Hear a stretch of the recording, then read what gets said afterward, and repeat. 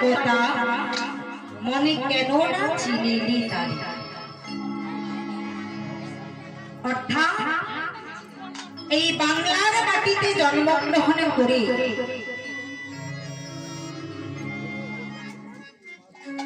গৌরাঙ্গ মহাপ্রভুর চরণে আমরা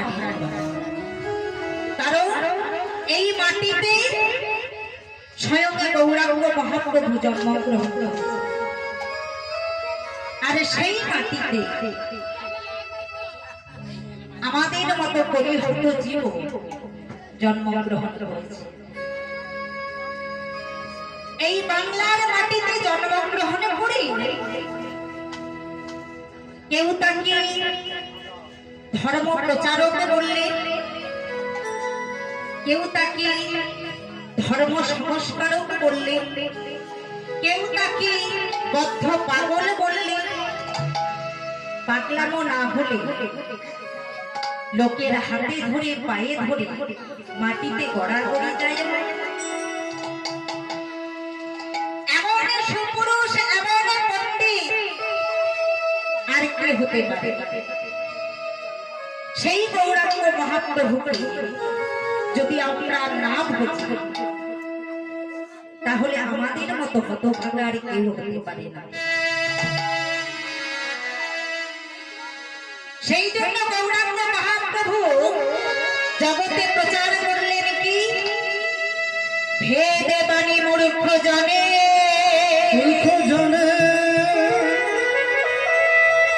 তত্ত্ব নাহি জানে, হনয়ে চৈতন্য দা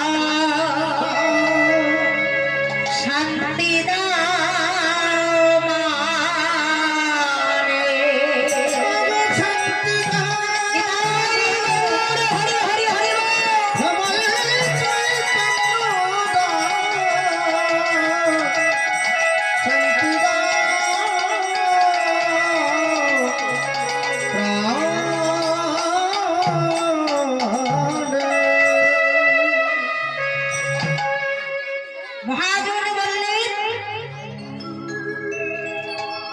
কলিযুগের যুগাবতার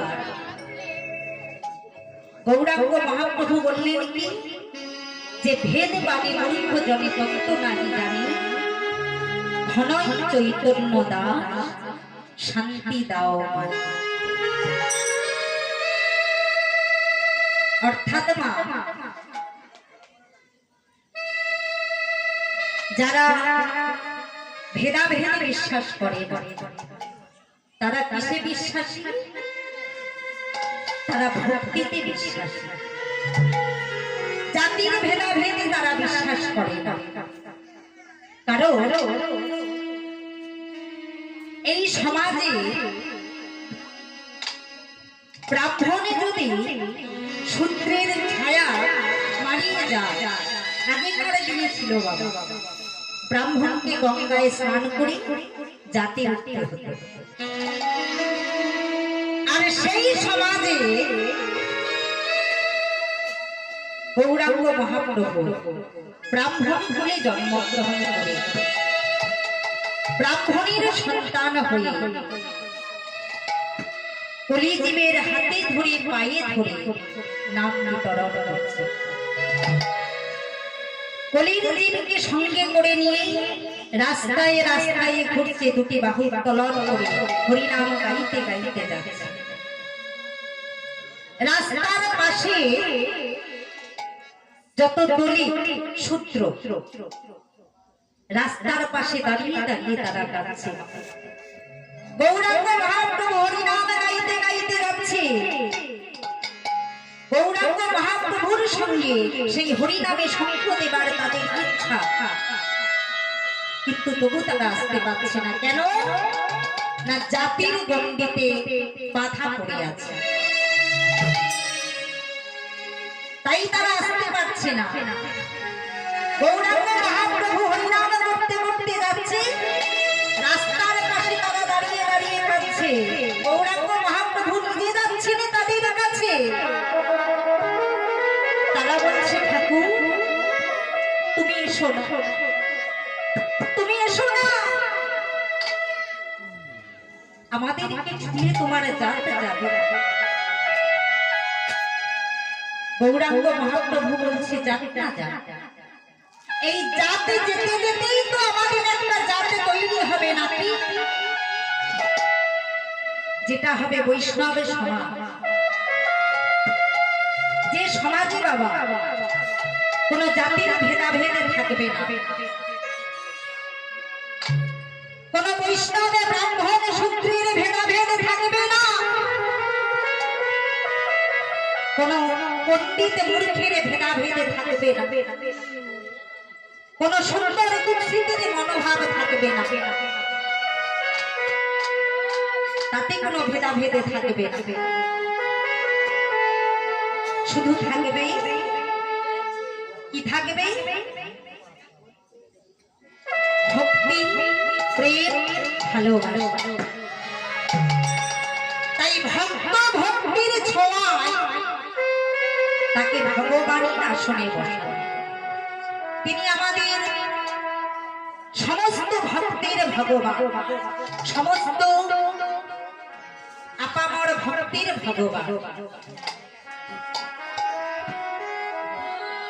তাই তাকে ভক্তির যে আস্থা আছে আমাদের মধ্যে, ভক্তের ভক্তির আসনে জায়গায় তাকে বসানো হলো। তাই শুধু গৌর ভক্ত মন্ডল সেই গৌরাঙ্গ মহাপ্রভুর চরণে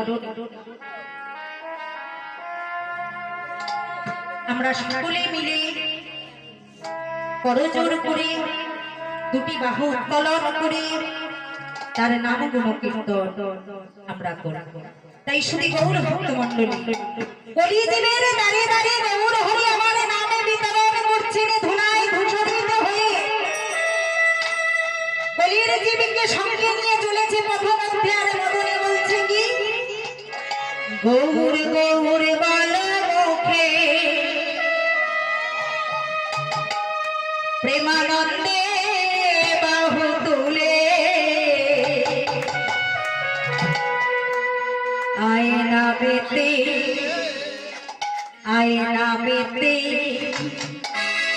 বদনে হরি বলে গৌর গৌর বল মুখে প্রেমানন্দে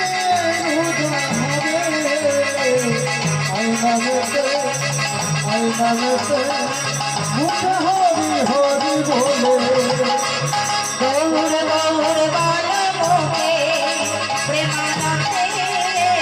তুলে আয়না বেতে বদনে হরি বলে। গৌর গৌর বল মুখে বাহু তুলে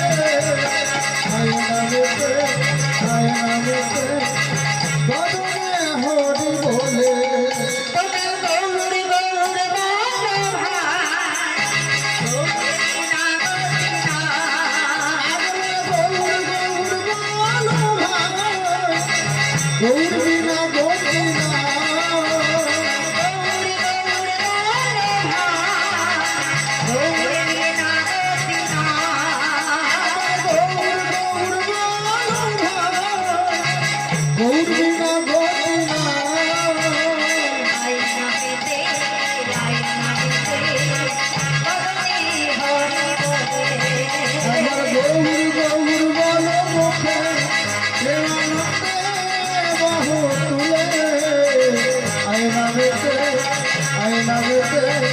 বদনে হরি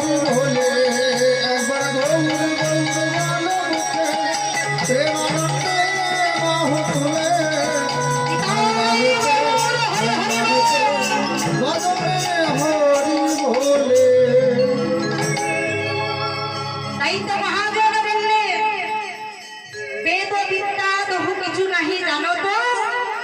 সে যদি আমার গৌরাঙ্গ করে ঠাকুরের নয়নানন্দিতে ভনে, সেই তো সকলে জানে সর্বসিদ্ধি করতলে। অর্থাৎ আমরা চোখ থাকতেও অন্ধ, চোখ থাকতেও আমরা দেখতে পাই, ডাকার মতো তাকে ডাকতে পারি, কিন্তু এমন ভক্ত আছে দেখবে যাদের চোখ নেই, তারা দেখতে পায় না, কিন্তু তবু তারা ভগবানের রূপ, ভগবানকে অনুভব করতে পারে, ভগবানের রূপ অন্তর দিয়ে দেখতে পারে। তাই শ্রী গৌর ভক্ত মণ্ডলী এমন পতিতে পাবন গৌর হরি, সেই গৌরাঙ্গ মহাপ্রভুকে যদি আমরা না চিনি, তাহলে আমাদের এই এমন দুর্দশা হতো।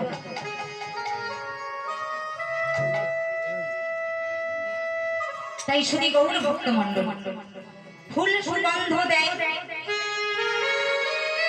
ফুলের মধ্যে কাঁটা থাকে, গোলাপ ফুলে কাঁটা আছে না, তুলতে গেলে কি হয়, কাঁটা কাঁচড়ি ক্ষত হয়। আবার ফুলের ভেতরে পোকা আছে, সুগন্ধ ফুল যখন নাকে ঘ্রাণ নিচ্ছে, কোথা থেকে একটা পোকা এসে নাকে কামড় দিল, সেই পোকার কামড় আমি সারা জীবন ভোগ করব। এটা দৃষ্টান্ত, সিদ্ধান্ত কি বা, এই সংসার মাঝেও আমরা ফুল সুগন্ধির মতো অনেক কিছু সুন্দর দেখে আমরা ধাবিত হই, কিন্তু তার পরিণতি কি হয়, কি হয়? তাই চণ্ডীদাস ঠাকুর বললেন কি, নারীর সৃজন অতিশ কঠিন, কেবাসে বুঝিবে তাই, বুঝিতে অবধি নারী লোকে বিধি, বিষ অমৃত একই পাত্রে। অর্থাৎ এই কথাটির অর্থ হচ্ছে না,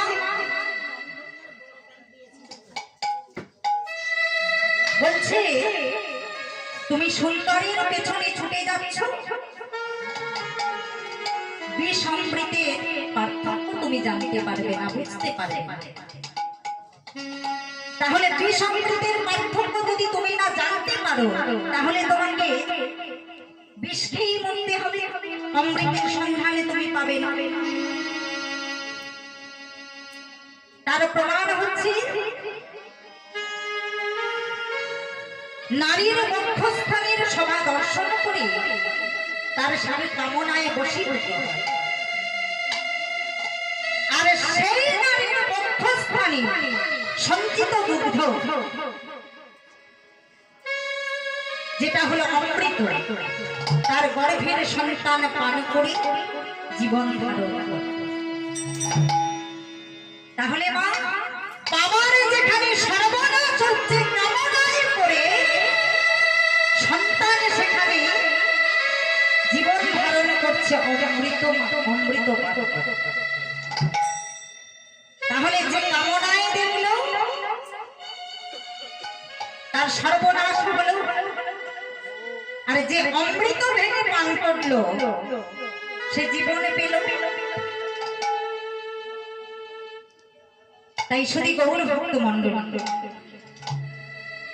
আমরা ওই সংসার মাঝে সুন্দর সুন্দর দেখে ধাবিত হই, আমাদের শেষ পরিণতি কিন্তু এটাই হয়।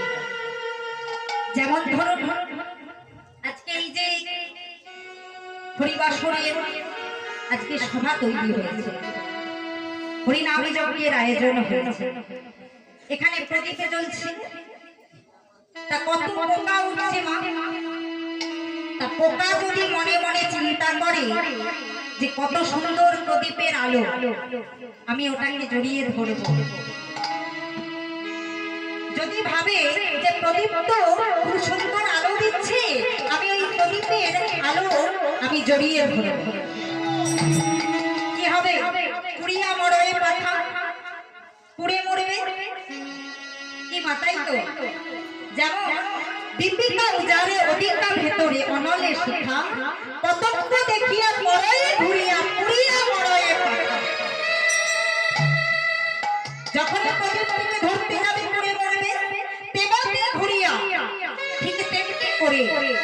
জগতে জারিয়া কাম অনলে পুরিয়া মরে।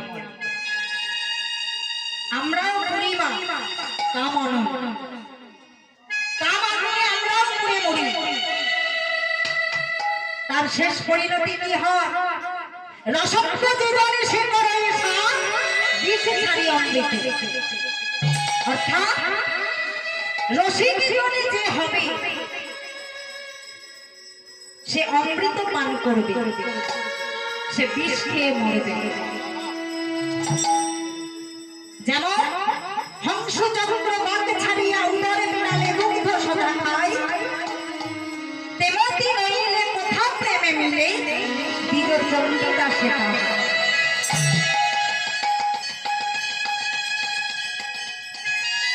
শুধু গৌর ভক্ত মন্ডলী, মৌমাছি মধু জমা আর মধু সংগ্রহকারীর দলে দলে মধু নিয়ে চলে যায়। শুধু গৌর ভক্ত মন্ডলী,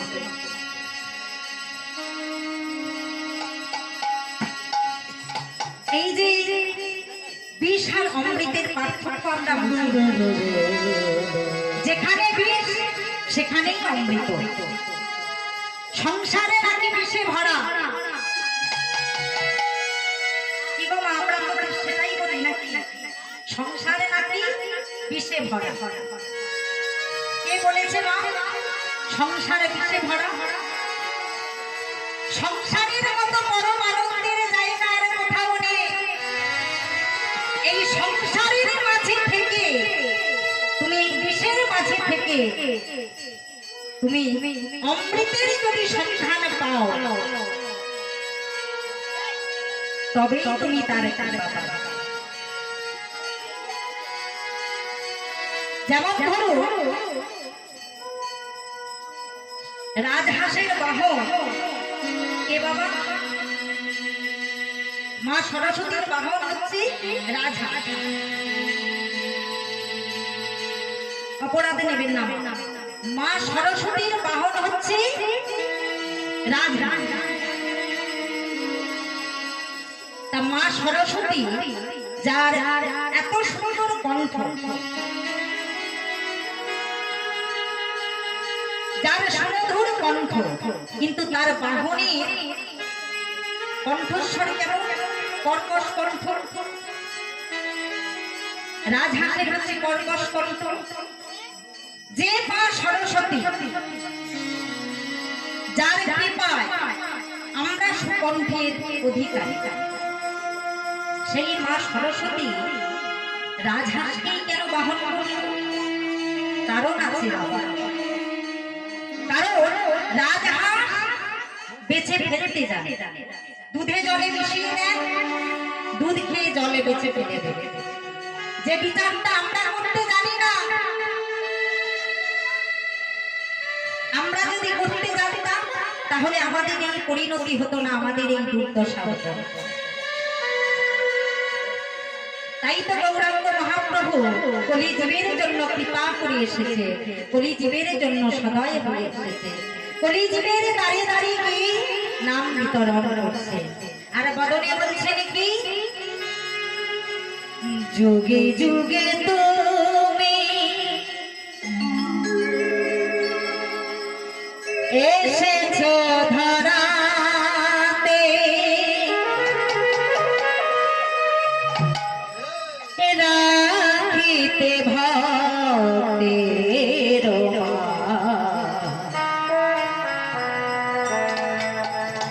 রাখিতে ভক্তের যুগে যুগে তুমি এসেছো ধরাতে, রাখিতে ভক্তের রাখিতে ভক্তের যুগে যুগে তুমি এসেছো ধরাতে, রাখিতে ভক্তের রাখিতে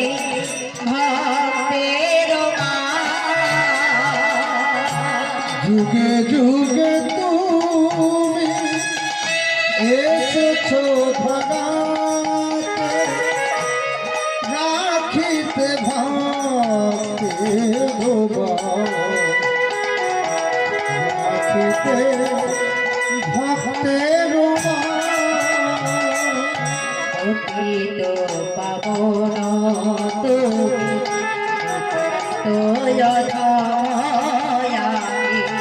অতীত পাবন তুমি অতীত ধম আমি অতীত পাবন তুমি অতীত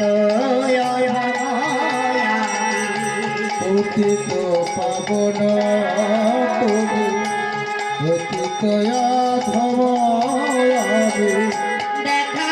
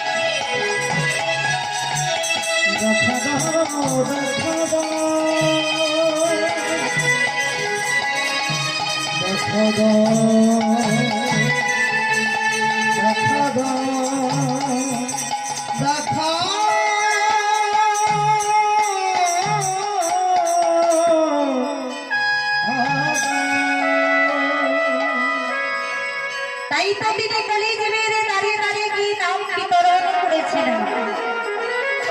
কলিযুগের হাতে ধরে পায়ে ধরে কলিযুগের দাঁড়িয়ে দাঁড়িয়ে গিয়েছে। শুধু গৌর ভক্ত মন্ডল কলিযুগের জন্য কৃপা করে তিনি এসেছেন। তিনি কি বললেন, রে কলিজি তোরা একবার নামে বল, তোরা যেই হোস না কেন তোরা একবার কৃষ্ণ বল, একবার গৌর বল। তাই মহাজন কি বললেন, যে তো দর্পণ মারে জানা সব মহাদাবাগ্নির ব্যাপন সেও কৈরব চন্দ্রিক বিতরণ বিদ্যা বধূ জীবন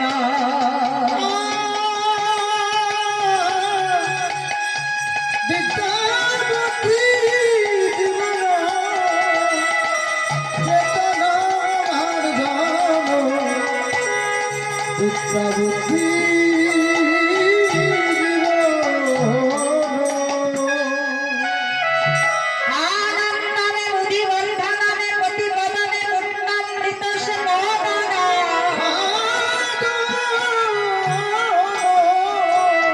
পরমাত্মা শ্রবণমে পরম বিজয়তে শ্রীকৃষ্ণ সংকীর্তন শ্রীকৃষ্ণ ভজনে